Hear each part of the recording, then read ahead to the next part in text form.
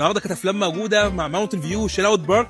هنعمل تحديات جديده مع الناس اللي هنا. بس قبل ما نبدا عايزين نعرف انتوا بقالكم قد ايه ساكنين هنا؟ احنا 3 شهور 6 سنين. اول واحده جت هنا. انتوا عارفين ان الكومباوند ماونتن فيو ظهر في افلام ومسلسلات كتير قوي؟ بص، في مسلسل وتر حساس، في الهنا اللي انا فيه. كل مسلسلات نيلي كريم حرفيا بتاعت رمضان كلها تبقى هنا. احنا معانا شويه مشاهد، ده كل المشاهد دي اتصورت هنا، وانت عليك تخمن من فيلم ايه او مسلسل ايه. دي كانت ايه؟ نيلي كريم. كانت هنا ضد مو لا ضد الكسر. هو ده عامة كان متصور في الفيلا دي اظن ليلة هنا حاجة كده. الهنا فيه الهنا اللي انا فيه. لا ده شكل كتير قوي ده. اسمه كامل حاجة.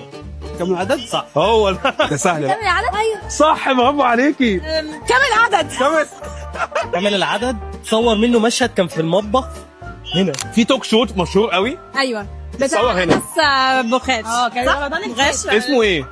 لو كانوا بيعيطوا فيه كتير ده. صور فين بقى؟ تحت بيتنا بجد. في الجنينه اللي ورا. بجد والله. طيب مين غنى اغنيه اعلان سر السعاده؟ مع اعلان ماونتن فيو. جاسمين. دي كلكم عارفين.